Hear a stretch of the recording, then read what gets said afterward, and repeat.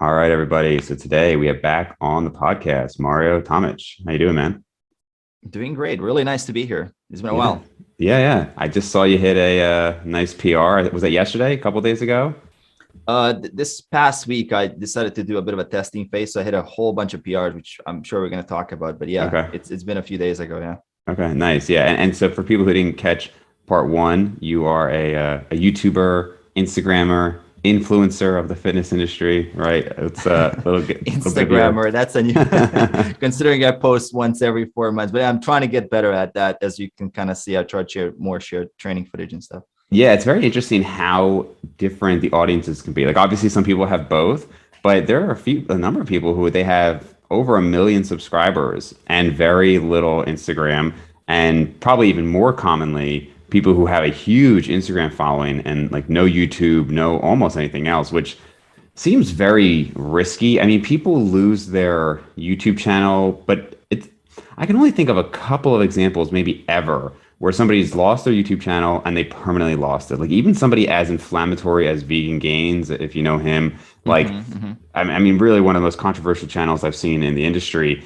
And I'm pretty sure he still has his channel after losing it like once or twice. So it kind of seems like it comes back. Whereas I've seen people with huge followings. I mean, we both know people who have lost their whole Instagram. And it's like, if that's all you have, like, like Mike Israetel, I think he just gave up on the old account because he's like, it's got too many flags against it. Now he's got YouTube, he's got a whole company. But for these people who Yeah. it's like all Instagram, it seems very risky. Yeah, Instagram is a bit weird. I think the acquisition by Facebook really changed a lot of stuff there. It's really Mhm. hard to get any kind of support. I mean, I work with a lot of clients who work at Facebook, and they don't even know what's going on. Like they couldn't even like intervene if you got something wrong with your Instagram. It's like a whole different department company. It's not Mhm. easy to get help at all. Google is a little bit different. Google has their departments pretty clearly outlined, and even though I think it's like 80,000 people work for Google, maybe more now at this point. Okay. They have the YouTube side of things really well polished out, so you know exactly who you're reaching out to. You have Yeah. a partner like you can actually talk to. You can chat with people. Yeah. You can get some really good support there. So if you're legitimately um, there on YouTube to provide good content and you're not abusing the terms of use, like you can definitely recover a channel if there's an automated flag or something like that. But Yeah. I'm really fortunate. I've never had to deal with any of that because I try to keep my content like very, very data focused and just Mhm. very clear cut. And I'm very careful when I what I say and just making sure that it stays up there as a legacy as well. Yeah, for sure. So tell us about this testing phase that you did. Was it that you had finished like a block of periodization or something, or was it just like every, few months you like to test it? Yeah, so for a very long time, it's been a number of years that I've just focused on slightly higher repetitions. So I've been training mostly in the 6 to 15 range, very, very rarely below six. I would really try to be more focused on volume, hypertrophy training close to failure. So there'd be very little strength focused work, very little sub max type of work where you work on technique, properly, focusing on fixing certain parts of the movement, all that stuff. So I wasn't really into strength work at all. But then we Mhm. had our conversation here, I think 4 or 5 months ago, and I was thinking, why don't I just try to do a little bit of strength work? Because we're talking about strength standards, what's possible naturally, and I've been building this, muscle for many, many years. So I'm thinking, why don't I just try that out? So what Mhm. I've done is basically systematically just moved all my rep ranges a little bit down and systematically gone that route in a couple of different times. So gone from like 6 to 15, and now it suddenly became all like 6 to 12. Then it became like 4 to 10. Then it became like doing doubles, triples, and now I started doing some singles. Mhm. And that intensification of training and doing way more singles, even though they weren't 1 RM tests all the time. I said 90% singles or 85% doubles. That really kind of ingrained that technique, and I've started just really busting through all the like major lifts that I ever had, PRs, like just crashed every single PR that I ever made because I haven't Nice. done it for a long time. And Right. so, I mean, I was thinking about, oh, it's going to be so hard to hit that 4 plate squat. But then yesterday I just did a 170 kg single and just felt really, I didn't feel that hard. So it moved Okay. really, really fast. So probably like in, I don't know, 2 months, I could hit a 4 plate squat. And that was just not even on my radar before. I Yeah, wasn't even yeah. training for that. I was doing a 315. I would do a lot for a set of 10. It's different when you do singles, when you do the other stuff. So man, it's been crazy. And especially with the bench, like I did not expect to hit a 330 bench.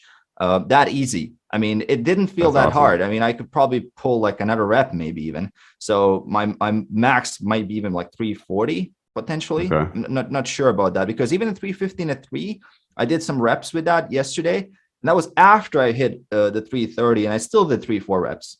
So the body's just adapting really, really quickly now. And Yeah. there's a couple of reasons for this I can go into, not just related to programming. Like I wish it was just all programming, but no, Mhm. we can get into all that stuff.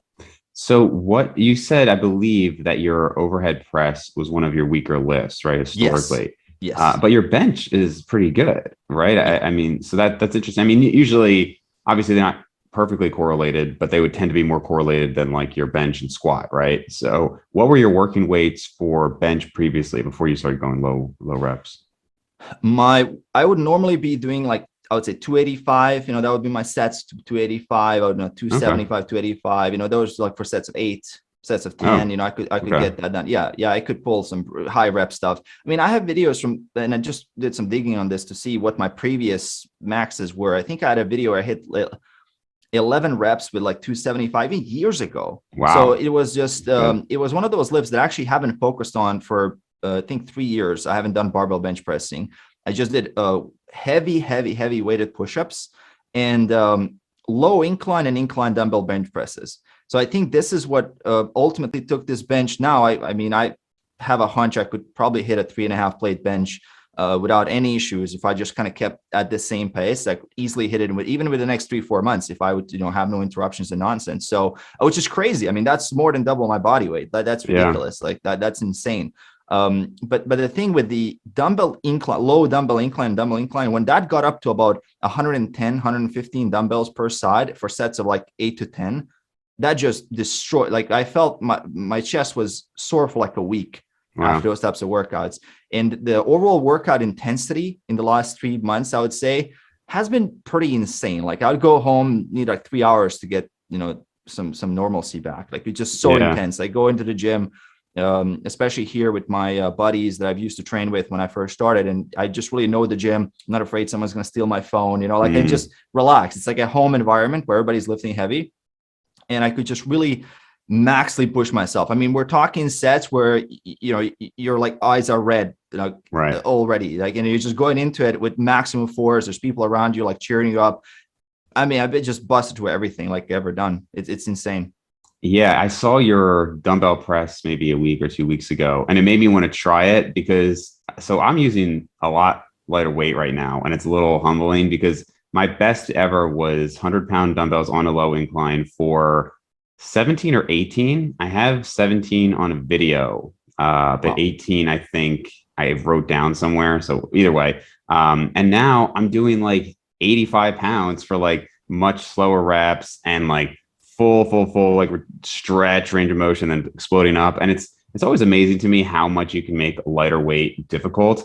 But your form was good, like my hundreds for like the 17. I mean, it's pretty ballistic. It's still good range of motion, but it's like it's Mhm. pretty quick. But I mean, yours was it's still a reasonably controlled set. So that's awesome, Mhm. especially for being what, like 170 pounds.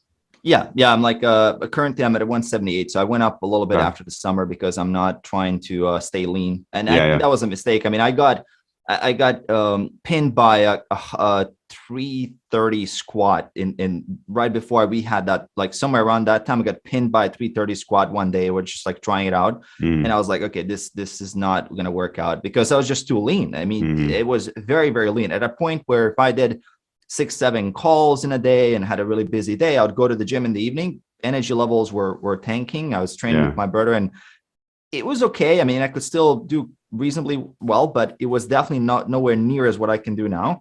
And interestingly, you mentioned that the dumbbell bench press. What I just experienced here is I was training at Anytime Fitness when I posted that video on Instagram, and they have these massive like 50-kilo dumbbells. They're just really round and big. Okay. So going as low as you possibly can until the dumbbell touches the body. That's kind of my cue. I want to gently touch the body, so I have a Hmm. standardization of the rep, and I always want to go all the way up. That's always sort of the rule. I go to this gym here, and they have these wide metal Mm. dumbbells that are still 50 kg, but they're just smaller. So I gain like this much depth on Ah, the okay. dumbbell. Man, the first time I came here, I did a set of 7, and I was like, "What the hell? I just lost 2 reps."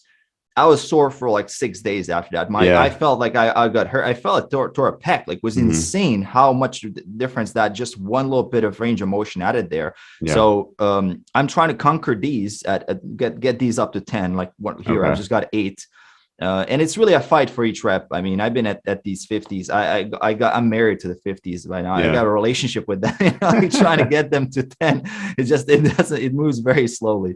Well, it's interesting. I mean, two things that you said are interesting. And one, that you said you got pinned by 330 and on squat, and now only being maybe 10 pounds heavier. And you're saying 8 pounds heavier, I think. Yeah, about 8 pounds. Yeah, 8 pounds heavier. And so 170 kilograms is, I think, 375 ish. 375, yeah. Yeah. And so 45 pounds more from just 8 pounds of body weight. And you said it flew up pretty easily. Like, that's kind of incredible. It is. And that's one of the things that now going back to other content creators, I watched a bunch of stuff from Alpha Destiny, as know him. I spoke to Jeffrey Berry Schofield a little bit about this. And I just had both of them on together yesterday. That's fun. That's really cool. Yeah. And it's just this whole thing, like, as a natural, I don't really think staying close to 10% body fat or below 10% body fat is just anywhere near as optimal for me personally. Now, maybe there's an outlier out there. I'm sure there's someone going to be, in the comment section, no, Mario said I can't do it, I'm going to prove him wrong. Sure. But just for me personally, if I'm getting anywhere near like 174 below that, I'm just feeling it, man. I'm feeling the training performance go down. Not as much my appearance. I mean, I look buff, lean, all that cool stuff.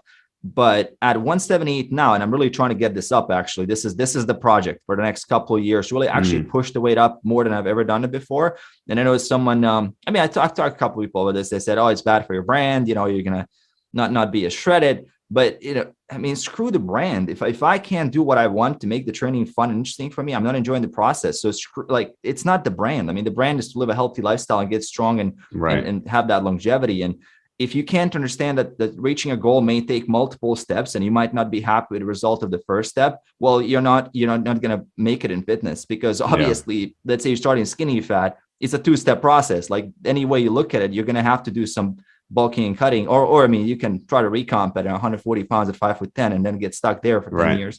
But or you can actually do a good job and understand, hey, I'm going to need to bulk up, or I need to cut down first.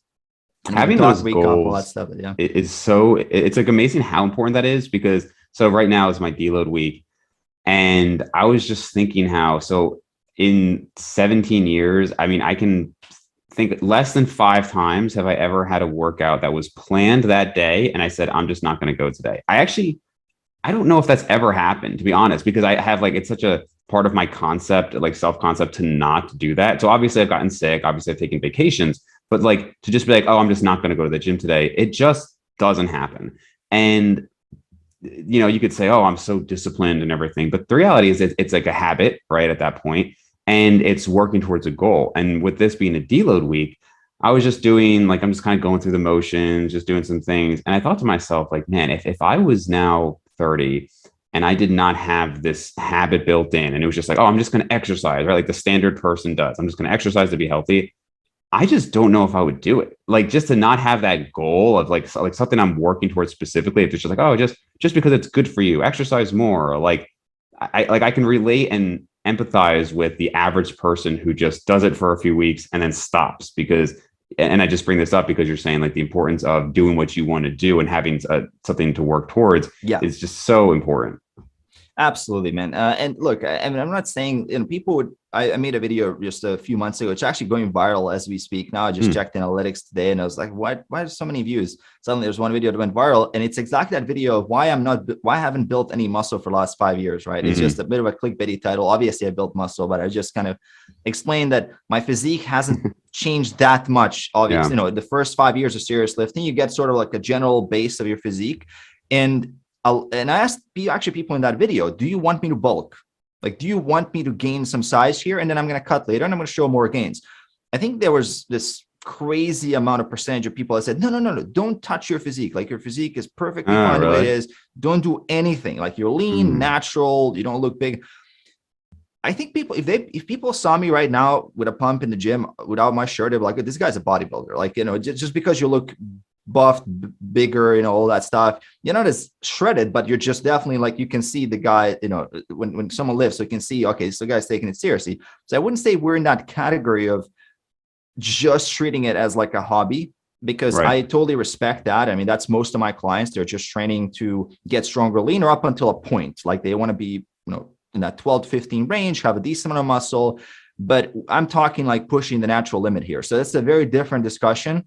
Totally. And that's something I get excited about, but I'm sure that most people are not going to, this is a very niche thing. Like Yeah. most people would be very happy with a 225 bench, probably, 275 squat, maybe a nice little deadlift, 350, 340, I don't know, like 330, whatever is, easy plates to put on. And Right. that's great. I mean, you can have a great physique training in just a couple of years, but I'm kind of the potential person. Like I just want to really see how I can push this thing, especially being drug free and just doing this as long as I can.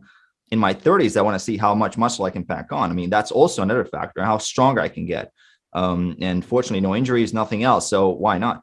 Yeah. No, I totally agree. I think, but my major point is I don't know anybody who does it for even, I was going to say like 10 plus years, but even 5+ years who hasn't developed like the habits of it. Right. I just think you can only motivate yourself so much. Right. And then you become busy. And then it's like we were just talking about, like, I have this practice now. I'm doing a lot of clinical work and I'm still training people and I'm still in the podcast. And it would be so easy to just be like, well, I just don't have time to work out. Right. And I just made a post recently on like priorities and basically saying that anytime somebody says, I don't have time, that really means I'm not making it a priority.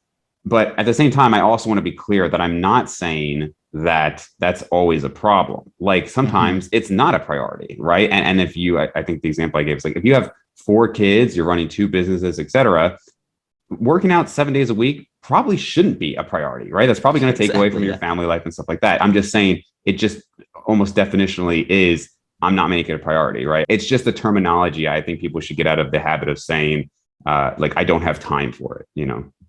Yeah, and you're right. I mean, this is actually the topic of that 5-year, no gains video is like, it's not necessarily a genetic limit as much as a priorities limit or a lifestyle limit. And there's so many things that are interfering with you making gains that at some point you have to put yourself and sort of those selfish reasons of progress on the side a little bit and see, okay, how many clients am I helping? How's the business? How's the family? All the other stuff that's happening in the world. And I love your distinction about, there's a guy that just made a video about my latest video, said, oh, this guy is talking shit about discipline, I don't know, like some person on YouTube. So I replied to his video with a very long comment. He didn't approve the comment for some reason. Maybe he just automatically got flagged or whatever. But there's a big difference between people equate consistency with discipline, and it couldn't be further from the truth. I mean, discipline is a tool to get consistency sometimes, but none of us really need to be disciplined to go to the gym. I would need to be disciplined not to go to the gym. Like I'm disciplined in myself to take a deload. And a lot of people are like that.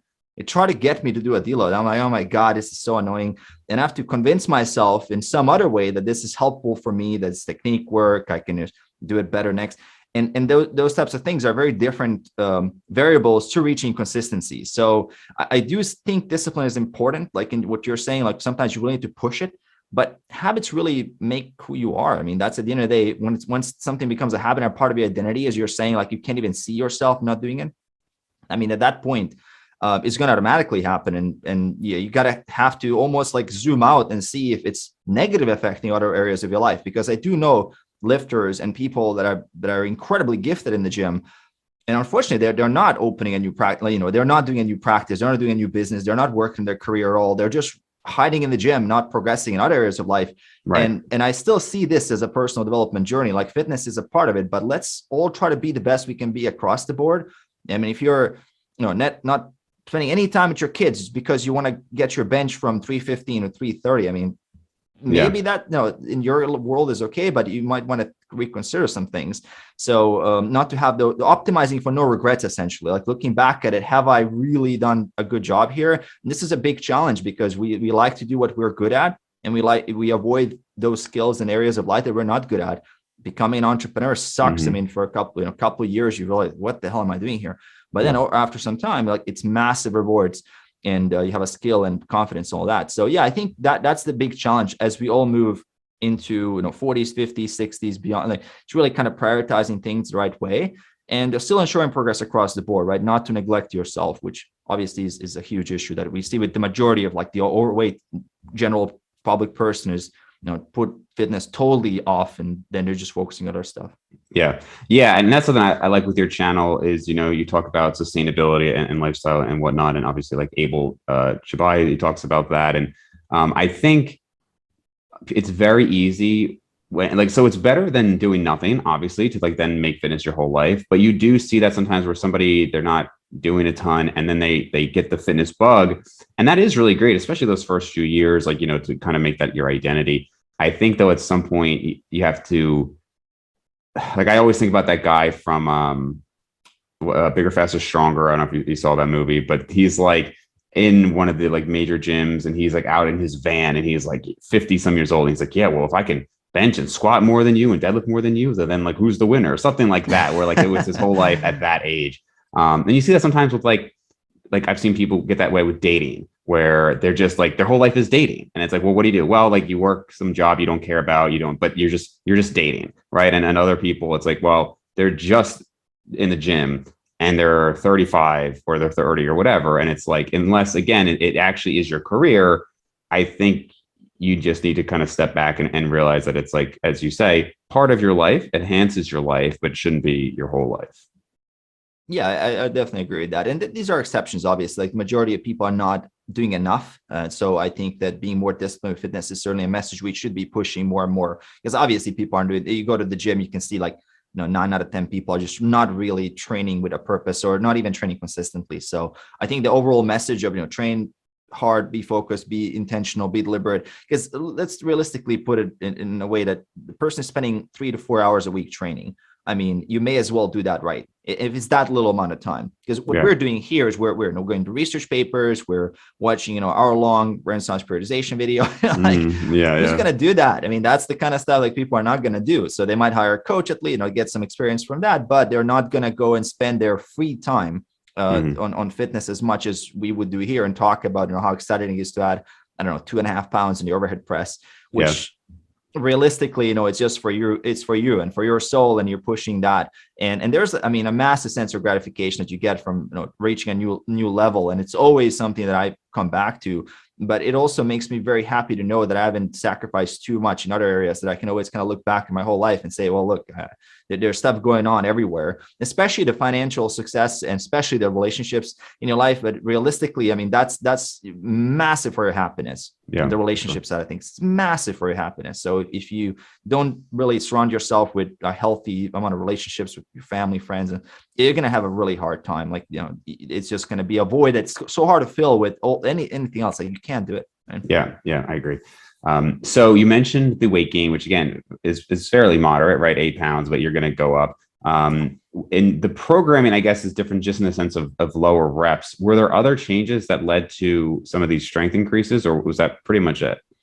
Yeah, there's a couple of other things. So one is doing a lot of technique work, submaximal work. Meaning, there's 3 sessions a week that I'm squatting, right? One is going to be a slightly higher rep session, anywhere between, let's say, 5 to 7, 5 to 8. So like depending on the day. So if it was 8 before, now it's going to be 5 or 6. So eventually it's kind of going down. And then one session is going to be single. So it's kind of like progressively getting intensified. So one session is more like, you could call it a power building session. One is purely technique. So if I'm doing, I don't know, my 10 with 315, this is going to be 285 just triples. And I'm going to try to make every rep look exactly the same. So that's the goal of that session. I'm going to do 7-8 sets, just pure technique work. Very far from, I mean, the bar moves really fast. If it starts to move slow, drop the weight. Let's focus on technique. So this is one of those sort of ingraining the technique type of sessions. And then there's one session where it's sets of 3, sets of 2, that's really a grinding, pushing session, see how far I can take it. And none of them are to failure. So that's been one thing I've tried to really stay far from failure. So 1 or 2 reps from failure, because some research I've gone through some stuff and I saw what they call like data-driven strength on Instagram. So they have some really good stuff on staying away from failure. They're really good on Instagram. I definitely recommend you. There's a team of guys doing some research on strength. Really interesting. So I stayed away from failure, and I think that's made the most difference. I would say the technique session really made much of the most difference to my technique, and the other one, staying away from failure, made a ton of difference when it comes to just my overall recovery, because I wasn't getting my legs as sore as I was before. So I dropped the other accessory volume as well. So I'm basically going from session to session. I'm not really sore. I'm completely recovered, and I took took RDLs a little bit down in volume. So that was one thing I was pushing hard before. So one session before was squats, then RDL, squats, and RDLs. Now it's like squat, squat, RDL, squat, squat, RDL. So it's kind of like the RDLs are just spiced in there, and I'm doing, I capped myself at doing only 4 or 5, not going to do more. So I just capped myself 4 or 5 sets of 8. That's it, you know? So just trying to work on speed and stuff like that, that I can just focus on the squat. And that's done wonders for the lower body. The overhead press is a really interesting one as well. Like as soon as I lower the reps, it's just insane. Like there, I don't even know what hell happened. Like honestly, like it just went so fast. Dropped the reps, couple of sessions in a row. As soon as I got my bench to, I guess that neural drive from practicing on the bench kind of translated a little bit, plus being heavier and having a solid base. Because I wasn't really overhead pressing before early in my sessions at all. I was overhead pressing as the 4th exercise of the day. So by the time I would hit the overhead press, I'll just be somewhat fatigued. Yeah. Now I started doing the overhead press first in one of the sessions for the upper body, and man, they just destroyed. Like it's just went up crazy. Like I did, what is that? 90? Is it 200 pounds for sets of 2? It was heavy. 198, yeah, for 2. Yeah, 198. Yeah, 198, 200 pounds. So that went pretty good. So I mean, the overall goal is to get a 225 overhead press for a single. So that would be like the overall goal. But this is already more than I thought I would be able to do, considering that I've never been able to get even close. I mean, I did sets with 80, like, which is my sort of my body weight. So sets of 3 to 4, but 5 reps, 6 reps sometimes, but that's like very rare. So this has been pretty good. Yeah. Yeah. It's interesting. I wonder if you'll continue to get that neurological adaptation, because some of these lifts that you're telling me, they're like very clear improvements any way you look at them. Other ones, like for instance, the bench. So if you got 275 for 11 years ago. Now you got to be careful with these calculators, but like the calculator would tell you that that's like a 375 max, right? Which, you know, I don't, again, the calculators can be, I think they favor when people are doing more reps, especially for like a lower body exercise where you might pause, for instance, like a squat or deadlift, where there's like a little bit of a lockout there and you can rest. I find that if I calculate my max based on like a 10 rep max, it's just like way too high as an estimation. But for 275 for 11 bench is really good. And if, like I said, if you got that years ago and you feel like you've gained some muscle since then, I would think that if you continue to practice it, you might get 340, 350 plus. Yeah, and that, I mean, that's ultimately the goal is to get that 160 kg. So that's sort of the goal that I have in mind. So just getting to some standards that I've kind of aimed for. And I know the classic 5-plate deadlift, which is not that 5-plate deadlift. Once you're already yelling for 4.5 plates, I mean, it's not that big of a deal. That one is not that difficult, and I'm not really focused on it too much. So it's not really okay. I can already do. I did 210 like years ago, and I wasn't even like my form was crap. So that's not even a big. But the squat, the 4-plate squat, that's been really something that I've wanted to get for a long time, and I really mean high bar, very deep. Like what I did yesterday was literally ass to grass. Like there's no like full range of motion. And then the bench, 3-plate bench was definitely one of the things that I wanted to solidify myself. And okay, 3-plate bench anytime, any day. Just wake me up in the middle of the night, 3-plate bench, I can do it. Now that kind of gone up to, let's say, the 3.5-plate bench. And then I'm going to try to get that to a potential like a Larson press at that same level, like 150 kg. If I can get that, that's going to be super solid. And I could move on to 3.5-plate benches just as a standard norm. So 3.5 plates is sort of the normal, which is already, I think it's it's one where you don't use leg drive at all. So your legs are completely flat, and that's a really tough movement. Like that's basically no help from the lower body at all. So if I can 315, a little bit of that, just or get my technique better with here. I mean, I'm pretty close to that. I would say 3.5-plate bench, and that's already honestly way beyond that. I don't even. Do I want a bigger bench? Sure, but no, it's like it's already so much. It's already double my body weight, and I'm not really even. I don't even think about that anymore. I might prioritize the overhead press. Once I get to that point, it's either the overhead press or the chin up, and I'm just going to double down on that because the chin up currently sits at 4 4 reps with 50 kg attached. So with 50 that's kg? 110. Yes, that's 110, 4 reps. So Nice. that's okay, but it can definitely get better. I mean, Yeah. that's definitely something I want to push up. That's great. Yeah, overhead press and pull-ups were my focus for probably a good year, maybe even a little, like maybe a year and a half. And pretty similar to you, I wanted to hit the 225 overhead press. And then pull-ups was actually just this summer. I did 100 for 6, 135 for 3. So in, similar ballpark. And then now, though, I don't know if you know this, I'm actually working with Steve Hall from Revive I Stronger. think I heard that. So I think I watched it in one of your videos, right? It must be one of the, you mentioned it. We did, yeah. Yeah, that's pretty cool. Yeah, it's kind of going the opposite of you. So like you were doing all this hypertrophy work, now you're trying strength. For me, I've kind of done power building for years and years.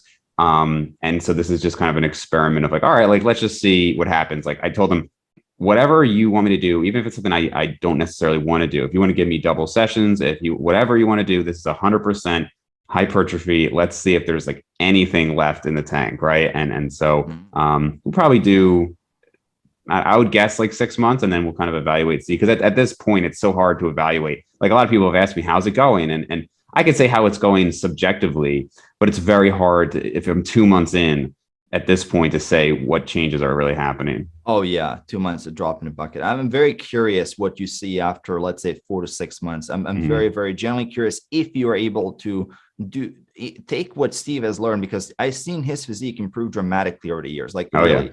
And it's one of the rare guys that I can just clearly see he is very methodical with what he does, and he has a long-term plan, because most guys are kind of reactively doing stuff. And I'm even in that bucket myself. Like I'm kind of let's do some strength. It's not something that but Steve is okay, 5-year goal, like that's at least how I imagine Steve thinking, because he's competed as a bodybuilder. So it's just very, very focused. And I have not seen many people that can make that much size improvement on stage as he's done. So, I mean, you're in good hands when it comes to that type of stuff. I mean, if anybody can do it, I mean, that should be, if it's possible, I think you've done a good job there at picking the right I was coach. very impressed with his changes from 2017 competition to 2000 and this past year, right? So crazy. Crazy, sure. Man. Like that's insane. Like I just don't see those types of improvements, and to be that lean again and retain that as a natural as well, like that's ridiculous. Are you bulking at the moment, by the way? Like, are you trying to like push weight so up? I cut down to like 181, which is pretty lean for me at my height, and I don't really have a desire to be like, I mean, in my like peak, I was like 220, like 215, 220. And I don't really have a desire to get that much heavier again. But yeah, I said, you know what, we'll just slowly bulk. I think so far I think we're about 10 weeks in, and I've gone from 181 to about 187. So it's, little over half a pound a week, just kind of methodically taking it up. And the first mesocycle was all just getting used to new movements. Like literally I'm doing like 2 movements that I've done regularly, and everything else is either like completely new or I haven't done it in so long. Right. So we'll see. I mean, it's fun, which I said, like, even if I literally net nothing, I wouldn't regret it, because it was experimentation and it's fun to do something different. Like I was literally doing the exact same routine for 2 years prior, go in, do the same thing. I'd get like a 1 rep PR every like 4 months or something, you know what I mean? It's just like yeah. So I was like, all right, this is just something that's kind of interesting. That is awesome. Yeah, I'm curious, like how far you can push your old lifts when you go back to your old routine with some of the new side. If you kind of decide to do that, go back to your old routine and retest.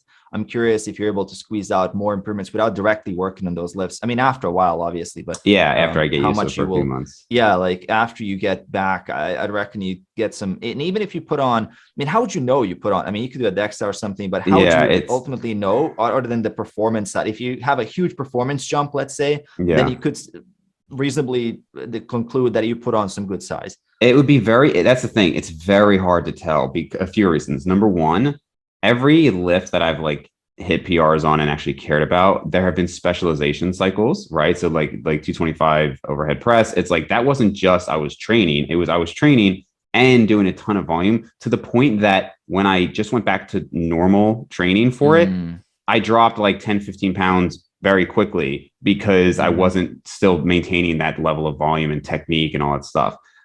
So I'd have to not only go back to my like power building type training, but actually do another specialization cycle to see if I guess you could just compare the same working weights, but that would be one reason that it's hard. And then secondly, the way I kind of said it is like, all right, so I've taken a million measurements at basically every weight I've been throughout the years. So if I was 181 and in 6 months, I'm, let's say 195 or something, I would then compare it to the last time I was 195.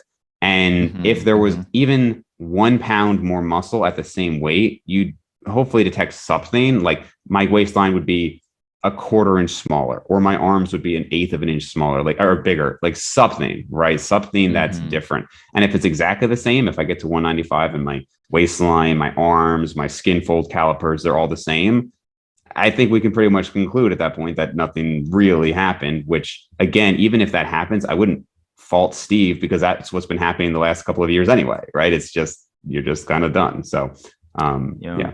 I think visually that would be visually, if you could standardize the visuals to really have the exact same lighting and the exact same, like you could maybe detect something when you lean down, like it's just so hard to tell these differences. Like right now I can kind of, I can see I'm bigger and there's something happening. The metrics are going, but I don't know what's going to happen when I lean down. So I would have to compare my numbers, my lean numbers to what I've had before. Right. And then I see if I can improve, because it's so difficult to know, have I just gotten thicker? And that's why my bench went up a little bit as well, right? This is just when you put on some, put on some mass. And that's one thing I'm curious, how much weight difference can I get? Up until what point does it stop helping me? So I'm now thinking, if I go up to, let's say 185, then try to get close to 190 and just see what happens, just to play with that weight, just to see how far I can push it while still having somewhat a visible 4-pack, ideally, just to still have someone. Because right now, honestly, I can still almost see like all 6 abs, which is kind of crazy. So, I mean, there's definitely fat. I mean, there's clearly more fat than it was before. So it's not like that paper thin skin, all that shredded nonsense from Instagram. It's just fine, which I like to show that, it's nice. And I like to show the gains, but now it's a lot more of, okay, this guy is like, I don't know, some kind of crazy, that Rocky Drago guy in the training somewhere else, like going caveman.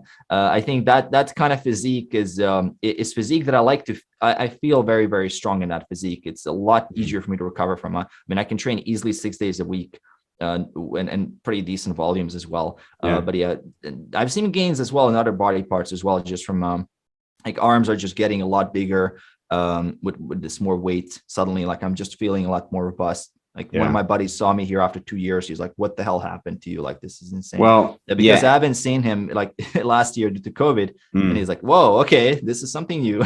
It's very important, like you said, to compare to the same body fat though, because every time I've bulked up and gained quite a bit of fat, as I've mentioned in other podcasts, I always get more comments like, oh man, what's going on? Like every time I've been the fattest I've ever been from a new bulk, I've gotten more comments than ever. Like I can remember like coming home for Christmas, my sister's friends seeing me and be like, oh my God, I see you. And it's just like, yeah, but I'm the fattest I've ever been in my life, but I just look big. So standardizing body fat is super important. And there was somebody who, I don't remember who, but this was like months back, somebody commented and was like, oh, you don't think you could gain any more muscle? Like that doesn't make sense. I'm like, no, I could gain more muscle.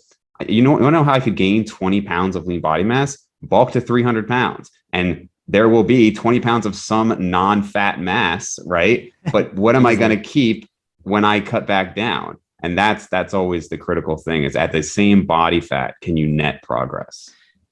Yeah. And what I'm betting on is, can I look better at 15% body fat? Because I feel great at 15% body fat. Can I look better with more, but can I look even leaner with a bit more muscle? So if I go up to 18%, if I just lean down a tad bit, will I ever have to go below 170 to have that, super shredded, whatever? Or can I stay at 175 and still have that? That's kind of the goal here, is to try to push my low range slightly higher. So instead of me being at 160, 165, which I used to when I first cut down, actually was like 155 at some point. My first ever cut, that was ridiculous. I mean, it was just very, very little muscle. That 160 then went up to 60, when eventually that went from 60 to 165, then 165 to 170. And at 170 now, I'm very, very lean. Like 170, definitely 174. also quite lean, 175 up until that. But once I go from 175 to 180, closer to 180, you can kind of see, it's different.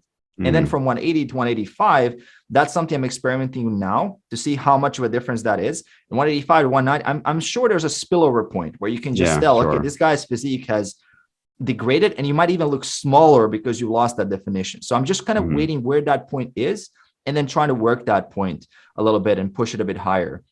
I don't know where that point is for you personally, but I'm sure you've noticed, like, people are like, oh, something's weird on the photos. You don't look as big, but in real life, you're definitely bigger. I mean, you got to change your clothes at that point. So for me, in real life, pretty much the heavier I get, the bigger I'll appear, right? I mean, again, because you're actually seeing the mass in person.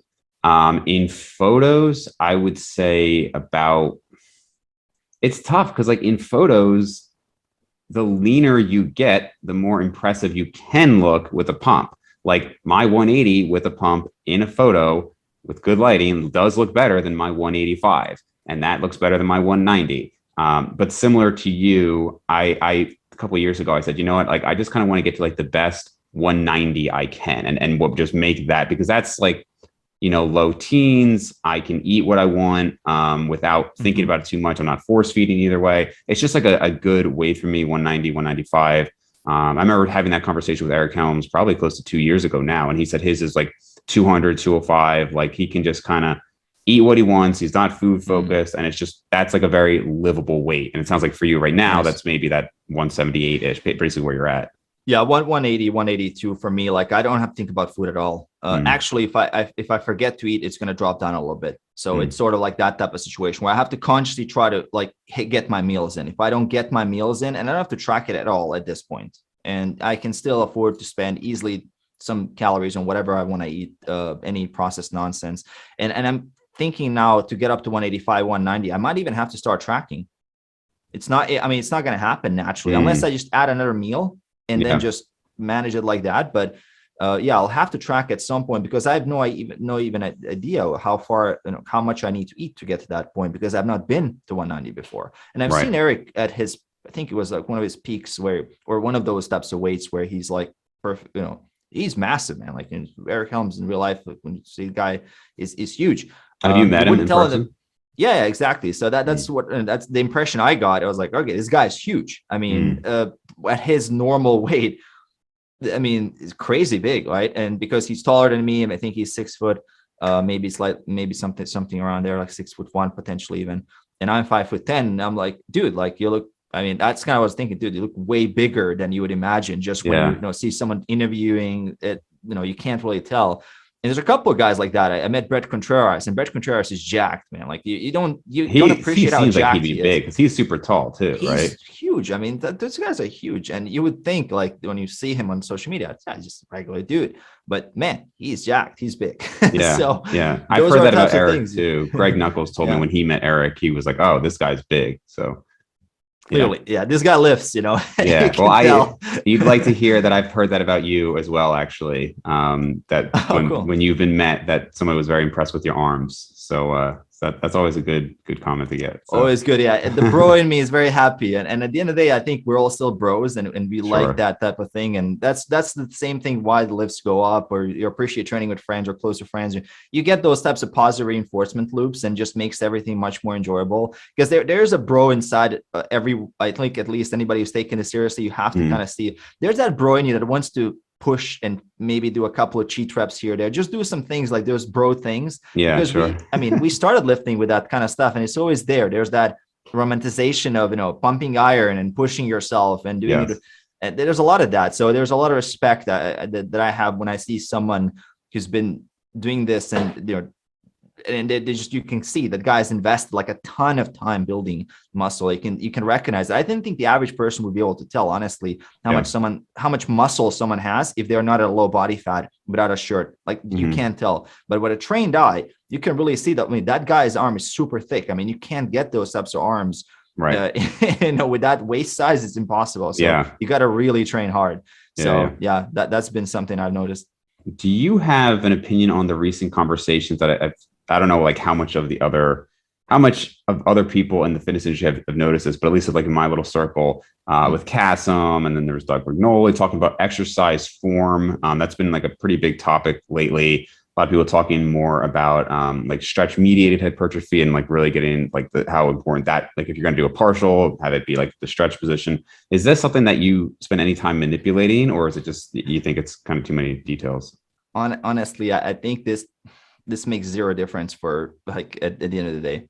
Mm-hmm. Like, and that's just my opinion. And look, I'm sure it makes difference, but is that really? I mean, if it's easy to add to the training, I would sure it's worth it, right? If it's easy to add, and if you can standardize that, sure. I haven't gotten too deep into. I know there's Lyle McDonald's like 4 or 5 video series. Like I can't watch 7 hours of content on lat training. Like I mean, for Christ's sakes, you know. I haven't watched and it. I respect that. I mean, I respect the discussion. I'm sure someone's going to summarize it, and we can maybe get some conclusion. But 7 hours on just one little can the lads go like couple of right, and come on, I mean it's just too much, at least for me personally, but I like the way it's going. I mean that's what we benefit from. Like I think we all benefit from discussions from N1 and Mike Israel and who else was there, Lyle, I don't know the other guys' names or whatever. But Paul Carter, there's definitely some like beef as well between the parties, so you kind of have to remove that to see what's actually being discussed.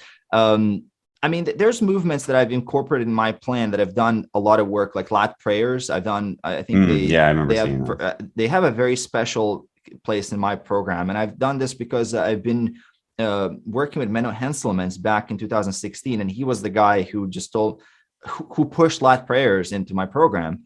And I kept them since then. And I think there's a lot of utility for isolation movements and what they're talking about. I'm sure there's some good stuff in there. But look, I mean, if you get really, really, really strong at your chin-ups and pull-ups, like really, really damn strong, I mean, isn't that going to hit? I mean, it's not like you're going to do one exercise. Like you're going to do like 5 different exercises as part of your plan. So why did you do 5 exercises, which you're doing anyway? So the problem kind of auto-corrects itself, in my opinion, at least, unless you're doing something really stupid and you just really have poor exercise selection across the board. Right. I think the exercise selection, focusing on just one movement, is there an optimal one? Yeah, but do you even have the mobility to do it? Like me as I can't, this is it. Like I'm done. Like that's it. I can't move. Like that's it. Like it doesn't go further back. So what am I going to do? Right. Like I have to work a ton to get that mobility, all that. So that particular argument for me doesn't even matter. I might have to just switch to a completely different movement to get anything in there. Yeah. So I don't know. I think I think people love the discussion. I also love to nerd out, but there's things that I would prioritize way more, such as neural drive or training intent or focus during the workout. I mean, that's just so much, at least in my experience, that's made the most difference, rather than trying to consciously focus on, am I hitting that one more percentage angle in the lat pull down or lat prayer? Me being focused in the moment itself has made more difference than any of that stuff. Or me being able to really drive neurally in a movement and go really heavy on a movement, that's made more difference than any of that stuff, compared to me checking my phone and watching Instagram. Oh, am I doing it the same way? And it's like, I don't know. So for training intent, because that's something that I've mentioned before, would you say you're talking more like mind muscle connection, making sure that like you're really focusing on the movement? Like, how do you mean that? I mean, like when I'm starting the set, and mind muscle, I'm not really focusing too much on mind muscle. Like there's just not, I mean, in my opinion, there's some utility, but I don't really focus on it at all. Some muscles I connect more with, some less. But if I'm going through the same mechanics of it, and if I'm lifting super heavy, there's going to be some connection anyway. But after a while, if you've been lifting for a long time, you'll know, you'll connect almost with everything. I mean, if you're proficient at lifts, you're going to just connect. Maybe for beginners, it matters, or intermediates because if I do any curl variation, I'm going to get a pump in my bicep, right? Any curl variation, like zero, like there's no curls that I'm going to do that are at least reasonable curls. That's not going to work. So what I mean by intent is if I'm starting a set, it literally, I'm in my own universe and I'm focusing on that. That's going to be full range of motion on every single one of those reps that I can. And potentially if I do a little bit of a slide of a cheat at the end, we can argue on that, but it's just the drive to perform with the maximum amount of force that I can to generate the most tension that I possibly can. It's tension. That's in my opinion, the most important thing, to generate as much possible tension as you possibly can when you do a rep. Yeah. And to do as many reps like that you can. And that is a difference between me hitting 8 reps or 12 reps if I'm pushing around. And that's going to be I think that's going to make way more difference than any of the other stuff. So I think, yeah. So as far as like the whole, like biomechanics, exercise selection thing, I would say I generally agree in that I think it can be, I think people can focus too much on it. My general philosophy that, and I've had conversations on air and definitely a lot off air as well with Brian Borstein and Abel. Now that I've learned how to say his name, because I used to say Chabai, but I had a Hungarian patient who told me it's Chabai, so Abel Chabai. Anyway, so we were talking about it, and I think when you've been doing this for so long that it makes sense to toy around with things, right? It's like, well, look, like as long as I'm enjoying it, and like, why not like see? And as we talked about, it's going to be very hard for me, for instance, to see any measurable improvements with Steve Hall revamping my entire routine and everything over 6 months. So if we then talk about like changing how we do a pull down, and that's going to emphasize the iliac fibers more than the thoracic fibers, how the hell are you going to measure that over any reasonable time period? And it's so for the people who are doing it, it's almost one of those things where I guess you just believe in the method and you do it. And maybe over years, you will look for an improvement in the area you're trying to focus on. And even that, there's obviously the confounding variable of time. How do you know that you wouldn't have just grown a little bit more just from working longer, right? Yeah, I mean, I love what the N1 guys are doing. I think I have access to the biomechanics course. I bought it and I've gone through a bunch of that stuff. And I think it's extremely powerful stuff to know and understand general biomechanics. And just as a coach, you kind of want to know, okay, why is this movement? Why do we prefer this exercise instead of the other exercise? Yeah. But as long as you understand some basic fundamentals, I think there's a point of diminishing returns with anything, and same as with biomechanics, or at least its application. So I mean, I'm sure there's going to be maybe one day something invented, but if we have, I don't know, the Lindy effect, where it's meaning that if certain lifts have survived the test of time for already, almost 100 years, it's pretty reasonable to say that those lifts work. I mean, if it didn't work, it wouldn't. There's very rarely something that's going to completely revolutionize the whole industry. And I'm open to that and I'm happy to do it. But I'm kind of looking at, well, if you can get relatively jacked, okay, if it takes me 10 years to get a big chest benching and doing standards like push-ups and stuff, if it takes me maybe 9 years and, 8 months to do it with perfectly optimized biomechanics, okay, like, does that even matter at that point? And maybe I enjoy the bench more, so I'm going to train the bench harder.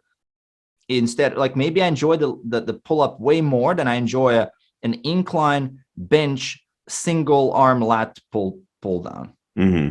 Yeah. And it's a pain in the ass in my gym to set that up, because there's like 3 benches and there's always like dudes and fighting for the bench. Yeah. I'm just going to go do some pull-ups, and I respect that, but you kind of have to practically consider, like, is it possible for everybody? And the nerd in me just wants to do all of that stuff, but I also kind of have to go back to what's practical and where I can make the most gains. So yeah, I'm not really that. I think I'm less theoretical than most people the way I'm applying this. I think I don't work with advanced people as well, so that probably doesn't. Yeah, that's one of the reasons why I'm not as interested in it, because it almost feels like a waste if I'm working with the general population. I'm so focused on like behavior change aspects of it and some of the other stuff that I'm not.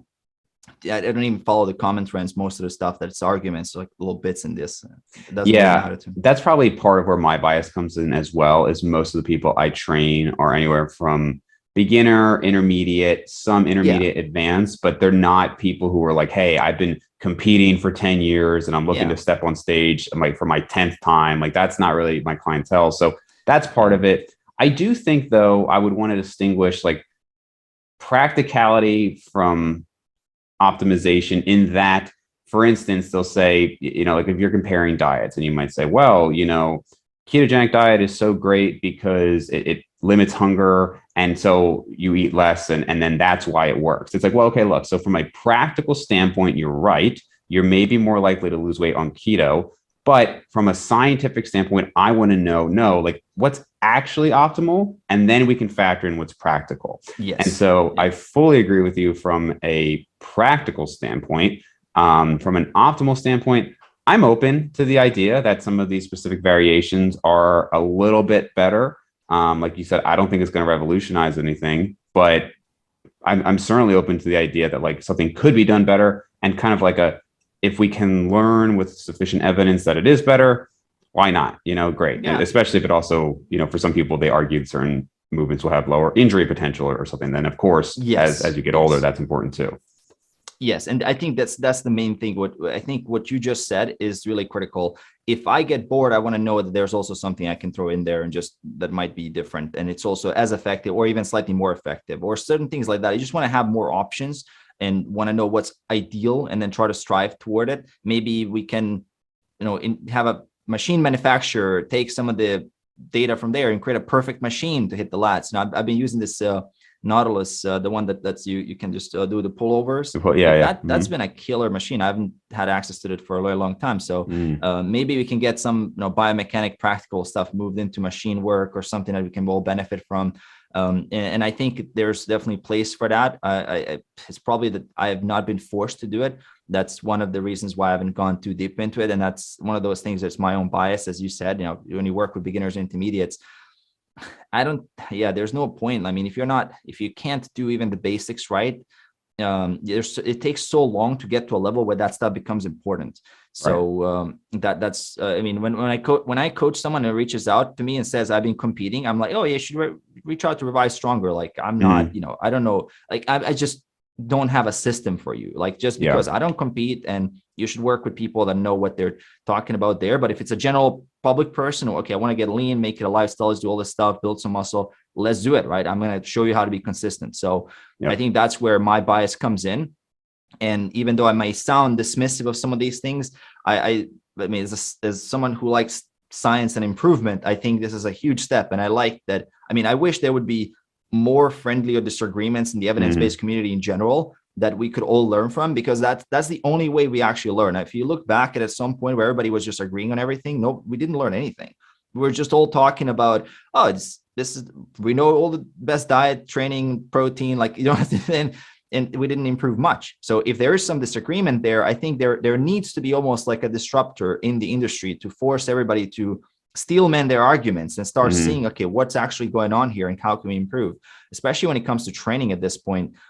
Because we even the studies, it's very difficult to measure, as you said, progress or differences.